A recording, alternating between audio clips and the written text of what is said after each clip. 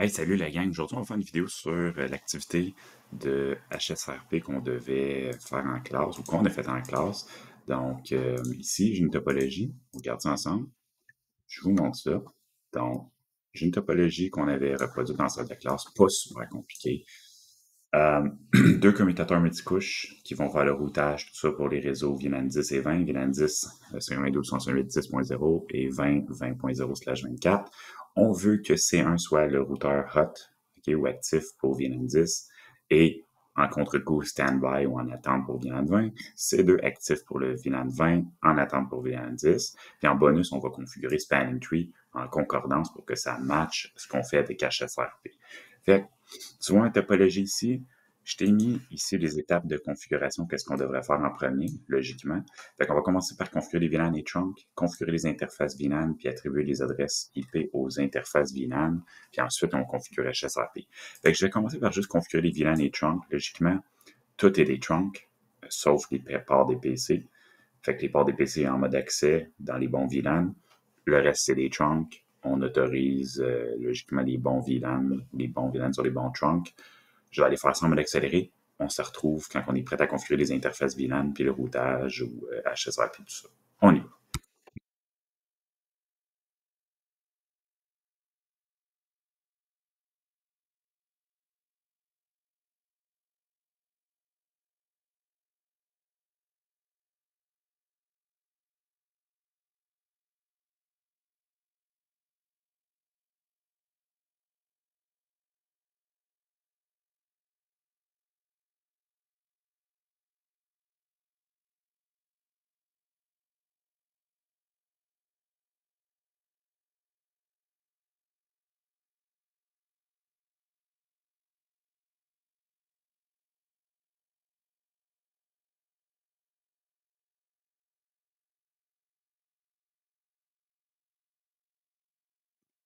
OK, fait que j'ai configuré les ports en mode accès, les trunks, j'ai configuré les VLAN. Fait que les VLAN et les trunks, c'est fait, puis on a autorisé VLAN 10 et 20 sur toutes les trunks pour le moment. On garde ça simple. Configurer les interfaces VLAN. Fait que là, naturellement, si je veux faire du routage, puis je veux que C1 et C2 soient passerelles par défaut pour le VLAN 10 ou 20, peu importe qui est quoi, c'est pas grave, il faut que je crée les interfaces VLAN pour qu'ils fassent partie de ces réseaux-là. Mais là, oublions pas, on parle d'HSRP, on va partager l'adresse IP par défaut ou la passerelle par défaut. Donc, je réserve, là, dans ta tête, tu dis, je fais du HSRP, l'adresse .1, si c'est ça ta passerelle par défaut. Dans notre cas, ça va être ça, logiquement. .1, je la réserve, j'y touche pas. Fait que je donne une autre adresse pour le VLAN 10 et 20, parce que C1 doit avoir une adresse dans les deux réseaux si on veut un jour pouvoir être passé par défaut pour l'un ou l'autre, même si c'est en backup ou quoi que ce soit. Fait que je donne une adresse à C1 dans le VLAN 10 et 20, autre que .1. Même chose pour C2. Fait que moi, ce que je vais faire quoi? OK, VLAN 10 égale, VLAN 10 C1 égale .2. Après ça, VLAN 10 C2 égale .3. Puis VLAN 20, même principe. OK? Fait que VLAN 20, C1 est égal à .2, C2 est égal à .3, puis 10 virtuel ou VI pour virtuel est égal à point. OK?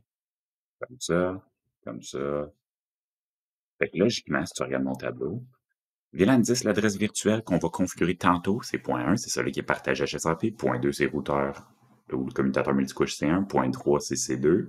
VLAN 20, virtuel, .1, on le touche pas pour le moment. .2, c'est VLAN, c'est C1. .3, c'est C2. That's it. Fait que je vais aller faire ça. Qu'est-ce que je fais?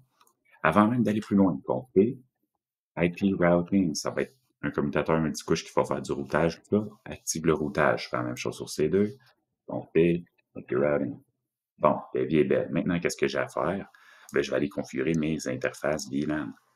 Donc, j'ai deux interfaces VLAN à faire. Les VLAN existent déjà, donc je fais interface VLAN 10. Je peux faire no shutdown si je suis parano. Et là, je peux faire quoi? IP address 5.12.168. Si on regarde la topologie, c'est 10.0. Avec 10. Puis on a dit point 2 qu'on réservait ou qu'on utilisait pour C1. Point 2, 255, 255.255.0. That's it. J'ai juste ça à faire pour le moment. Exit. Interface VLAN 20, même principe. No shutdown si t'es parano, mais t'as pas besoin. Et là, je peux aller copier mon adresse de tantôt. Ça va être 20.2 que je donne à VLAN 20 pour le commutateur C1. Fait que ça, là, c'est fait, j'ai mis un X pour dire que c'est complété. OK. Exit. Maintenant, je vais faire C2, même principe. Fait que là, qu'est-ce que je fais? Interface VLAN 10. Et là, je peux faire IP address 192.168.10.3 qu'on a dit. 255, 255, 255.0. C'est ça qu'on avait dit pour le VLAN 10. Fait que ça, c'est fait. Et là, je fais interface VLAN 20. Et là, je vais mettre IP address 192.168.20.3. C'est ça qu'on avait dit pour la switch C2 pour le VLAN 3, VLAN 20. Fait que là, tout ça, c'est fait. Fait que là, il nous reste juste l'adresse virtuelle, la fameuse passerelle par défaut. Et ben, configurer HSRP. Fait que les interfaces VLAN, c'est fait. Les VLAN et trunks, c'est fait. Il reste les adresses IP aux interfaces VLAN, on l'a fait. Configurer HSRP. Fait que là, on va juste faire qu'HSRP marche. Donc, je veux pas que les priorités, tout ça, on va juste faire que ça marche. Parce que là, il n'y en a pas de passerelle par défaut. Si je m'en vais sur le PC VLAN 10, 5.12, 168, 10. On va le mettre 100, mettons, il est dans le VLAN 10. Ça passerait par défaut, ça va être quoi? Ben, c'est comme dans tout ce que tu as appris à passer. 5.12, 168.10.1, c'est ce que on a choisi comme passerelle par défaut, même si c'est 1, c'est .2, même si c'est 2, c'est .3, ils ont une adresse chacun, mais il y en a une partagée, puis c'est celle de la passerelle par défaut. Et pas encore faite. VLAN 20, même affaire. PC VLAN 20, je donne une adresse. 192, 168.20.100, mettons. Ou même 20.200, ça va être encore plus thématique, on va dire ça de même. 192, 168, 20.1, la vie est belle. Là, il n'y a personne qui a cette IP-là. Si j'essaie de pigner la passerelle, ça marche pas, elle n'existe pas encore, j'ai pas fait HSRP.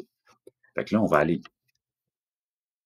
dans C1, puis on va aller faire les configurations d'HSRP. Fait que si tu regardes les configurations d'HSRP, il faut configurer la version 2, standby version 2, dans l'interface VLAN. Il faut choisir l'adresse IP virtuelle, la priorité, puis preamp si on veut la préemption. Le X, c'est quoi? C'est le numéro de groupe HSRP. Moi, ce que je te recommande, surtout avec des commutateurs multicouches, c'est pas mal plus convivial. Ça correspond au VLAN. Prends quelque chose qui correspond au VLAN. Fait que là, on le fait pour le VLAN 10, mais 10. Si tu fais VLAN 20, mets 20. Comme ça, tu te mélanges pas, c'est convivial, ça fait du sens, ça se corrobore, puis tu vas pas te mélanger de 237, ça a rapport à quoi, ça? Ah ouais, c'est le VLAN 3, genre. What the fuck? Ça veut dire quoi, ça? Qu'est-ce qui se passe? Fait que, c'est un. Interface VLAN 10. Interface VLAN 10. Là, qu'est-ce que je fais? Standby version 2, first of all. Puis je vais aller faire la même affaire pour interface VLAN 20. Standby version 2. Je retourne dans VLAN 10. Fait que j'ai mis mon standby version 2 pour les deux VLAN. Interface VLAN 10. Standby version 2. Puis interface VLAN 20. Standby version 2. Tu fais ça pour toutes les interfaces VLAN ou toutes les sous-interfaces router on a stick. Si on parle d'un routeur comme ça, tu es sûr d'utiliser la bonne version de HSRP. On l'a fait, on peut laisser de côté. Fait que standby version 2, c'est fait. Après ça, il faut qu'on choisisse l'adresse IP. Ben, pour les deux commutateurs, C1 et C2, ça va être la même affaire. C'est l'adresse virtuelle, point 1. Fait qu'est-ce qu'on fait? Hey, devine quoi? Tout ce qu'on a à faire, on va aller faire l'interface VLAN 10, puis on va juste faire standby, le chiffre qu'on veut, 10. Logiquement, il faut prendre le même des deux côtés. Standby 10. IP. Là, on choisit l'IP virtuelle. 192.168.10.1. Ici, qu'est-ce qu'on va mettre? IP 192.168.10.1. Enter, boom. Enter, boom. Fait qu'on a configuré l'adresse virtuelle pour le VLAN 10. Ça, c'est fait. Il nous manque la priorité puis le preamp. Laissons faire la priorité puis le preamp pour le moment. On va juste aller faire le VLAN 20. Interface VLAN 20. Standby. Là, on va pas mettre 10, on va mettre 20 parce qu'il faut pas que ce soit le même groupe HSRP. Puis on va mettre 20.1, c'est l'adresse 20.1 qu'il faut qu'on configure comme virtuel. On va faire la même chose pour le VLAN 20 ici. Interface VLAN 20, standby 20, IP 192.168, 20.1. Fait que, on a fait l'adresse virtuelle. Là, si je fais 12 choses, hein, on peut aller comparer les configs, regarde. Interface VLAN 10 et 20. 12 choses, hein. Voici tout ce qu'on a fait. Interface VLAN 10, IP address 512.168.10.2, 10.3 de l'autre côté, on leur a donné une adresse unique à chaque. Standby version 2, standby version 2, puis pareil, standby 10 IP 512.168.10.1. Mais tu vois, la seule différence entre les deux, c'est l'adresse IP qui est propre à chaque. Sinon, standby version 2, standby 10 IP, c'est pareil parce qu'on veut partager l'adresse IP virtuelle HSIP en résilience. Fait que là, on a fait la même affaire pour le VLAN 20. Qu'est-ce qu'il nous reste à faire? C'est la priorité puis le preamp. Fait que si on regarde l'énoncé, on dit ici, je veux que la switch C1 soit active pour VLAN 10 et en attente, logiquement, pour VLAN 20, puis l'inverse pour C2. Fait qu'est-ce que je fais? Ben, tout ce que j'ai à faire, c'est interface VLAN 10. Et là, je vais faire quoi? Standby 10, priority. Je vais mettre une priorité plus haute que 100. 100, c'est par défaut. Je vais mettre 150. Je vais mettre 169. OK? Et pour le commutateur C2, qu'est-ce que je vais faire? Interface VLAN 10. J'ai-tu besoin de mettre une priorité ici? Ben non, il est déjà à 100. C'est pas nécessaire. Je le laisse par défaut. Par contre, pour le VLAN 20, interface VLAN 20, lui, je vais y mettre une priorité plus élevée. OK? Fait que standby 20, priority 169 aussi, mettons. On est là. Puis là, tout ce qui me manque, c'est preamp. Fait que priorité, c'est fait. Il me manque le preamp. Preamp, c'est quoi? Si je mets pas preamp, fait que là, en ce moment, les deux sont actifs. Do, show, standby, breathe. Et allons voir les résultats. La commande de dépannage numéro 1. VLAN 10, VLAN 20. VLAN 10, il est standby, le C1, c'est lui qui devrait gagner. Regarde, il y a une priorité plus élevée. Mais pourquoi qu'il ne gagne pas? Parce qu'on n'a pas mis preamp. Fait que tant qu'il n'y aura pas de panne, il n'y a pas de changement de l'élection du routeur actif. Fait que qu'est-ce que je dois faire? Je suis dans VLAN 20, je vais rajouter standby 10 preamp. Et ça, je peux le mettre sur les deux VLAN, sur les deux commutateurs. Interface VLAN 20, standby, pas 10, 20 preamp. Je vais aller faire la même affaire pour ces deux. Interface VLAN 10, standby 10 preamp.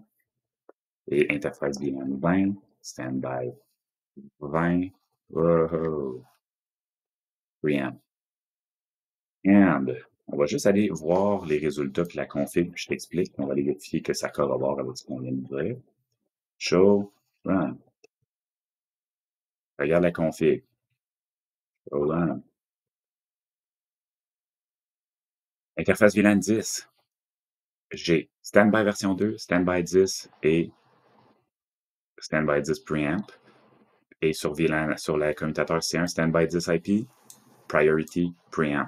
Fait que VLAN 10 sur le C2, j'ai pas de priorité parce que je veux pas qu'il gagne, je le laisse par défaut à 100, mais j'ai mis une priorité plus haute sur C1. J'aurais pu faire l'inverse puis dire je laisse 100 sur C1 puis je mets une priorité plus basse sur C2. J'aurais pu faire ça, mais on est habitué de le faire comme ça, fait je l'ai fait de même. Mais les deux, c'est bon. Mais va pas jouer avec les deux, les priorités, c'est pas nécessaire. T'as pas besoin. Tu peux si tu veux, mais à quoi bon? Fait que je mets l'adresse IP, c'est pareil. Je mets version 2, c'est pareil. Je mets preamp pour que les deux, on ait la préemption, comme ça, peu importe qui a le rôle, on va récupérer la priorité ou le rôle actif. Et priorité, je la mets plus élevée sur VLAN 10 pour C1 et l'inverse pour VLAN 20. Fait que les configs sont simples. On peut aller corroborer les résultats. Show standby brief. Qu'est-ce qu'on voit? Ça fait du sens pas mal. VLAN 10, actif, c'est le commutateur multicouche local, fait que c'est la switch C1. VLAN 20, celui qui est actif, c'est l'autre commutateur, c'est celui qui a l'adresse 20.3 qui est C2. En attente, c'est le commutateur C1. Fait que ça fait du sens. Fait qu'on a réussi à répondre à nos exigences. On peut tester puis s'assurer que ça marche si tu veux, si tu veux valider. Fait qu'on peut aller en mode simulation. On va faire show all none. Je vais aller mettre ICMP juste pour voir les pings. Puis on va aller voir qu'est-ce qui se passe. Fait que PC VLAN 10, s'il fait un ping à 192.168.10.1, où est-ce que ça s'en va? Ben, regardons. Ping 192.168.10.1, le paquet monte, ça s'en va direct à C1 qui répond. Ça fait du sens. Si j'essaye de faire un ping maintenant, okay, puis je vais aller en mode temps réel juste pour éviter là, les diffusions, tout ça. Si je fais ping 192.168.20 à partir de VLAN 10, on va aller voir qu'est-ce qui se passe. Ça va prendre un peu de temps. OK, Je retourne en simulation. Je fais mon ping. Regardons qu'est-ce qui se passe. Le ping passe par VLAN 10, s'en va à la switch 1, à C1, s'en va à C2, parce que c'est le chemin qu'il a pris au niveau des trunks. Tu vois, il a passé au travers de C1, même si c'est pas C1 qui répond, parce que c'était des trunks. C2 répond, la vie est belle. Mais là, on arrive au dernier souci. J'ai dit, en bonus, configurer Spanning Tree pour VLAN 10 et 20 en concordance avec HSRP. Là, tu devrais réaliser pourquoi il faut configurer Spanning Tree comme il faut. En ce moment, le root bridge, c'est probablement, c'est C1, définitivement. Fait que C1, il est root bridge pour toutes les VLAN, mais tu vois, quand j'ai voulu faire ping à l'adresse de la passerelle par défaut de VLAN 20, ça allait passer par C1 pour ensuite C2. Même affaire VLAN 20. VLAN 20, PC VLAN 20, s'il essaie de faire un ping à sa passerelle par défaut, ping 192.168.20.1, regarde qu'est-ce qui se passe. Le ping passe par la switch C1 pour aller à C2 pour revenir. C'est vraiment con, là. Imagine-tu, là, tu fais un méchant détour, là. Fait qu'est-ce qu'on devrait faire, justement? La config est super simple. Je devrais m'arranger pour configurer C1 comme root bridge pour VLAN 10 et comme backup au niveau du spanning tree pour VLAN 20 et C2 comme root bridge pour VLAN 20 et en backup pour le VLAN 10. That's it. Comme on a fait dans la dernière vidéo, si tu as regardé les vidéos sur spanning tree. Qu'est-ce que je fais? On fait spanning tree, VLAN 10, priority. Et là, je vais mettre la priorité, pas 28 672, qui est celle directement en bas de celle par défaut, mais je vais mettre 24 000 pour que je puisse donner 28 000 à C2 pour qu'il soit le backup. Fait que je me garde deux priorités. That's it. C'est ça le réflexe. Spanning tree VLAN 10 priority, 24 576. Fait que C1 va être le root bridge pour le VLAN 10. Puis je vais mettre 28 672 pour le VLAN 20 sur C1. Et je fais l'inverse pour C2. Donc, C2, je vais faire quoi? Monter. Je peux copier-coller ma commande, je vais aller la modifier. Fait que pour VLAN 20, je vais mettre 24 576 pour qu'il soit le root bridge pour VLAN 20. Et je vais mettre 28 672 pour VLAN 10. Fait que là, si on avance le temps, hey, il n'y a plus de port orange, tout est vert. Pourquoi? Ben là, regarde, je ne ferai pas de commande show spanning tree, la config, c'était juste ça. Je veux juste te montrer le résultat si je retourne en simulation puis que je fais mon ping. Fait que si je fais mon ping à partir de VLAN 10, okay, ping 192.168, 10.1, PC VLAN 10, s'il ping 10.1, ça s'en va vers la switch 1, passe directement par C1 parce que c'est lui le root bridge, fait que ce câble-là, il est priorisé. Ça marche, la vie est belle. Si je m'en vais sur PC VLAN 20 puis que je fais le même ping, 10.1, disons, okay, on va avancer le temps, la première fois que ça marche, bon, on s'en va en simulation, on fait le ping, regarde bien ça. Où il passe par où? Il passe par la gauche parce que... Ah, non, il n'est pas passé par la gauche. Pourquoi? C'est pas il y a un petit problème, un petit boubou. Normalement, il aurait dû passer par la gauche. Pour un petit bug de Packet Tracer.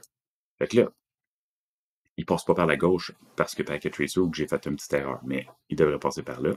Puis, si je fais ping pour le VLAN 20 maintenant, on va aller voir. Fait que si je fais ping 20.1, qu'est-ce qui va se passer? Ben, il va passer direct par en haut. Boom, direct en haut. Aussi simple que ça.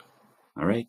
Fait que, vraiment pas sorcier, on n'a pas à se casser la tête, mais là au moins, quand le PC VLAN 10 parle à sa passerelle, il passe direct par la gauche. Le PC VLAN 20, quand il parle à sa passerelle, passe direct par la droite. On n'a pas besoin de faire de détour. Fait que tu configures Spanning Tree avec les mêmes priorités ou en jouant avec les priorités pour que tu arrives au même résultat qu'HSRP pour envoyer le trafic au bon commutateur rapidement ou directement, pas pour faire des détours. Fait que that's it pour aujourd'hui. J'espère que ça t'a donné un coup de pouce. On se retrouve dans une prochaine vidéo. Salut!